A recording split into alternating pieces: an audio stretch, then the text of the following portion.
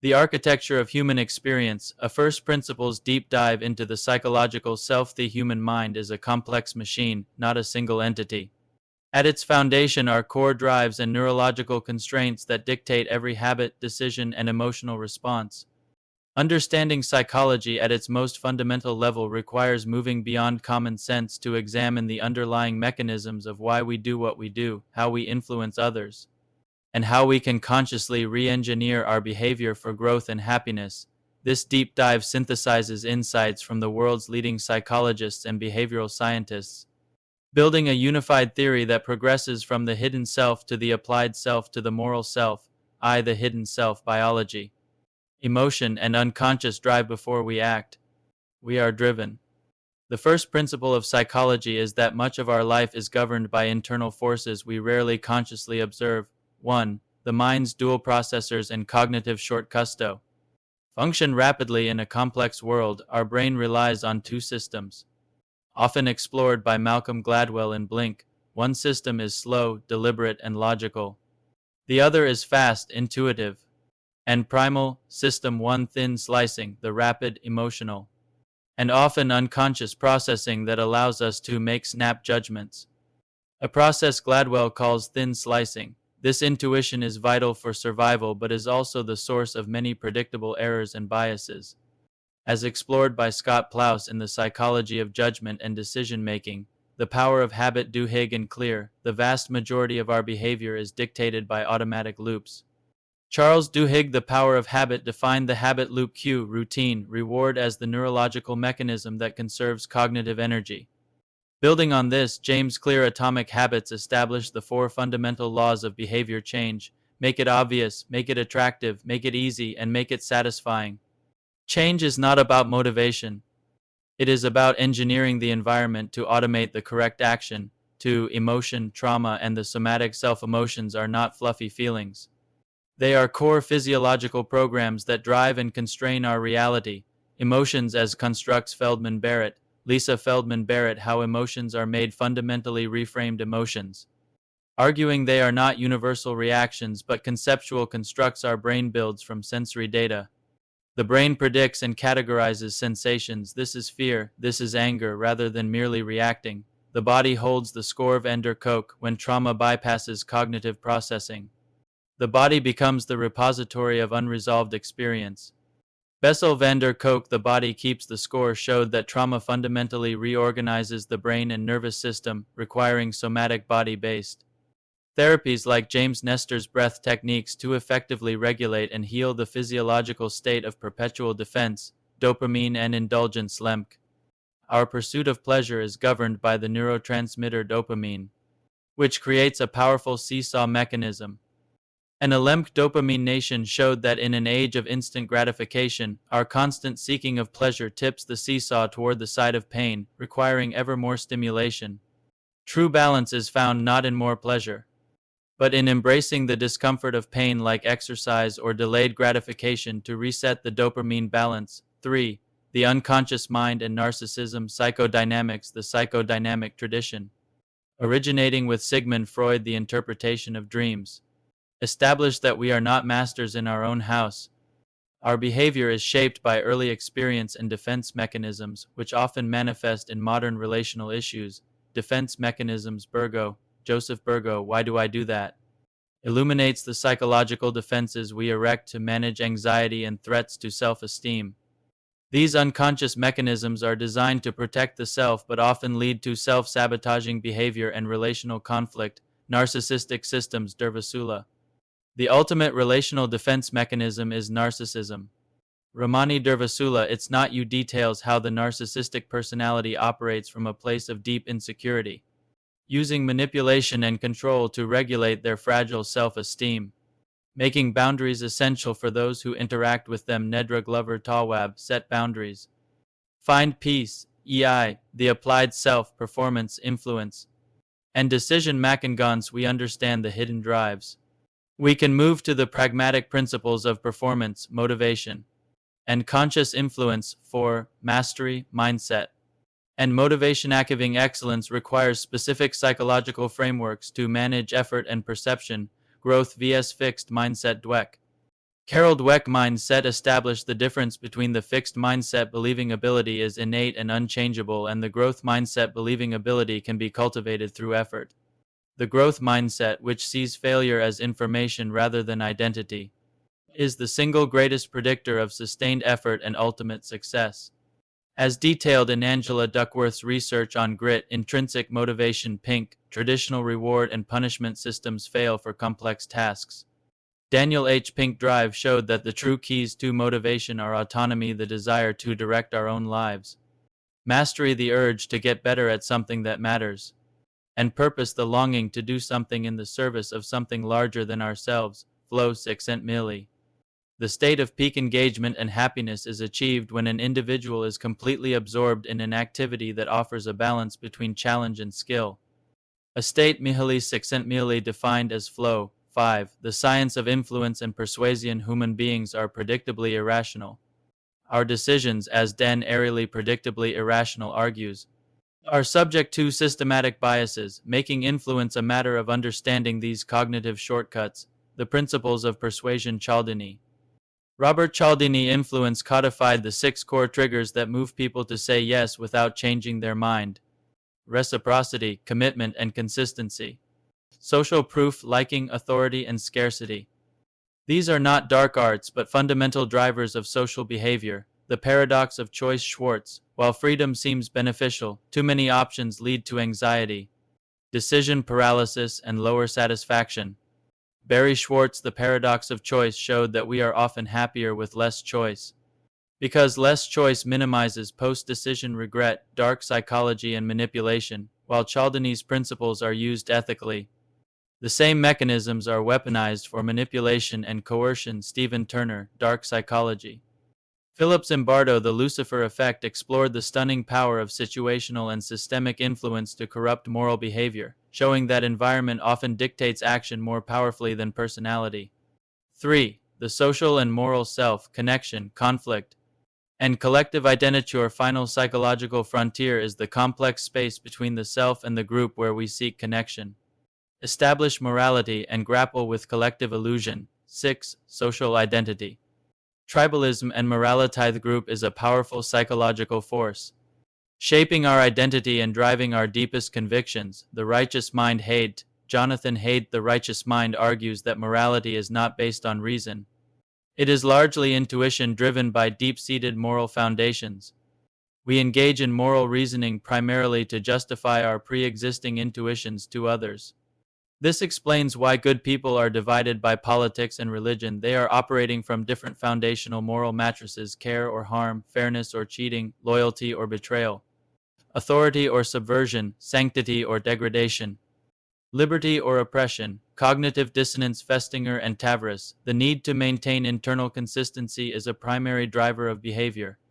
When our beliefs conflict with our actions, we experience cognitive dissonance. Leon Festinger. As Elliot Aronson and Carol Tavris note in Mistakes Were Made But Not By Me, we will often twist narratives, deny evidence, and externalize blame to avoid the psychological pain of admitting error. The pathological other. Ronson. Our attempts to define morality often involve diagnosing others. John Ronson. The psychopath test delves into the subjective nature of diagnosing madness, particularly psychopathy, demonstrating the social and moral consequences of labeling and excluding the perceived other. 7. Connection, safety, and belonging. Ultimately, the quality of our lives is determined by the quality of our relationships and our sense of safety within them. Supercommunication. Duhigg. Effective communication is the mechanism for connection. Charles Duhigg. Supercommunicators shows that true connection is unlocked when we match the type of conversation, for example, practical, emotional, or identity the other person is having. This unlocks understanding and deeper empathy. Psychological safety. Edmondson. In groups, high performance depends on the belief that one will not be punished or humiliated for speaking up with ideas, questions, concerns, or mistakes. Amy Edmondson. The Fearless Organization showed that psychological safety is the bedrock of learning and innovation, proving that vulnerability is productive in a safe environment. Brown. Dare to Lead. The Therapy of Self-Reflection. Gottlieb. The journey inward often requires guided self-reflection. Lori Gottlieb. Maybe You Should Talk to Someone provides a profound validation of the Therapeutic process, the act of exploring one's own narrative with an objective witness as a fundamental path to clarity and emotional growth. Conclusion, the continuous process of becoming. Vast body of psychological work, from the anatomy of habits to the structures of morality, leads to one final principle. Psychology is the science of perpetual becoming, whether we are trying to manage money. Morgan Housel. The Psychology of Money, Foster Happiness, Oprah Winfrey and Arthur C. Brooks. Build the life you want, or simply navigate life's inevitable challenges. Susan David. Emotional Agility, The Path Requires Thinking Again. Adam Grant. Shedding the Delusion of Free Will. Robert Sapolsky. Determined and Embracing the Continuous Mindful Work. Nicole LePera. How to Do the Work of Understanding and Re-Engineering the Self. The greatest power we possess is the knowledge of the intricate, flawed, yet magnificent architecture of the human mind. Absolutely. To continue the extensive First Principles article on the architecture of human experience, we will delve into the final major section focusing on the collective mind, and conclude with a powerful synthesis of the entire work, IV, the collective mind, identity, institutions, and illusion. The final principle of psychology is that the individual mind is inseparable from the collective. Our behavior is molded by the groups we belong to, the institutions we trust, and the social narratives we accept. 8. The psychology of crowds and conformity. When individuals gather, a new psychological entity emerges, the crowd. This collective mind operates under a different set of rules, often driven by intense emotional contagion and a surrender of individual rationality. The power of the crowd. Le Bon, as Gustave Le Bon argued in The Crowd. Once people are integrated into a psychological crowd, their individual distinctiveness is lost, and they become susceptible to the primitive impulses of the collective. This explains the rapid spread of both fervor and panic, obedience and authority. Milgram, The Power of Situational Influence, demonstrated by Philip Zimbardo in The Lucifer Effect, is chillingly confirmed by Stanley Milgram in Obedience to Authority. Milgram's research revealed that ordinary individuals are capable of performing morally reprehensible acts when they perceive themselves to be acting under the direct order of a legitimate authority figure, highlighting the deep psychological need to submit to perceived hierarchy, conformity, and collective illusion. Rose, The Need to Belong is a fundamental driver of behavior.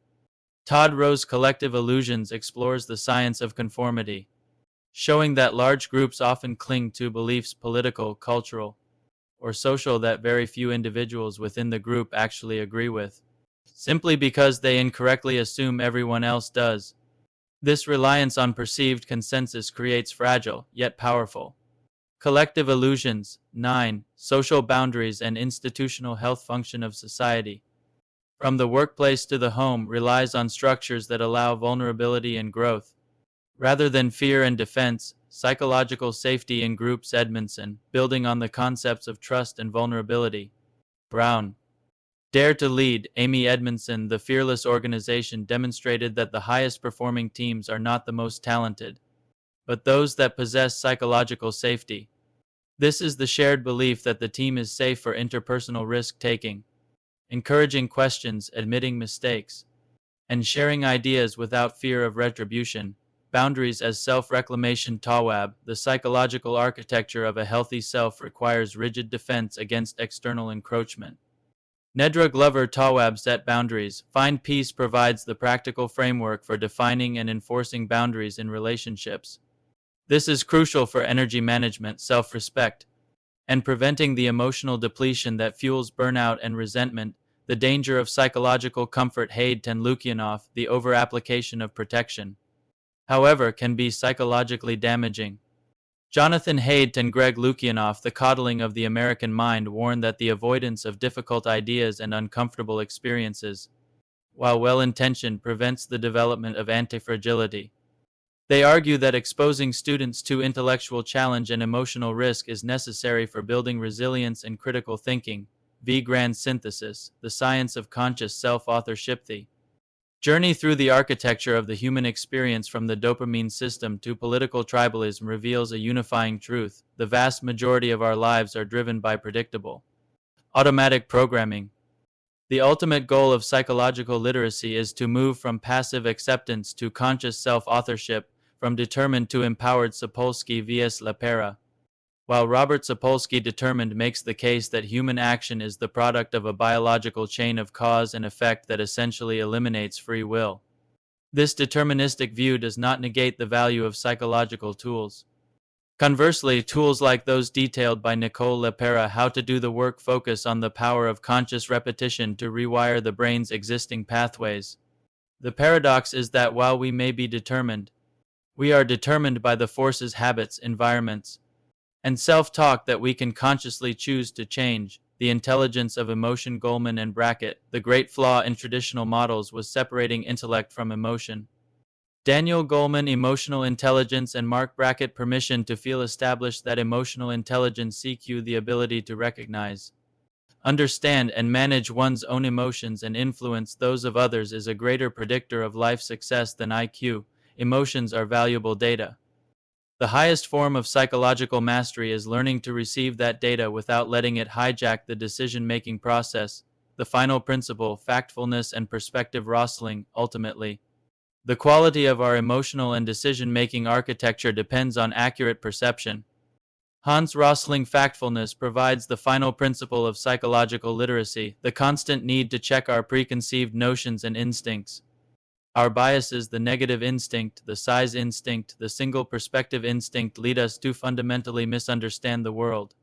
Psychological growth, therefore, is an ongoing commitment to seeing the world and ourselves as they truly are, not as we fear or wish them to be. The insights from this vast psychological library coalesce into a simple command: pay attention. By understanding the unconscious biases, the social levers, and the neurological loops that govern our lives, we gain the subtle but profound power to intentionally build the life we want. One conscious decision and one intentional habit at a time.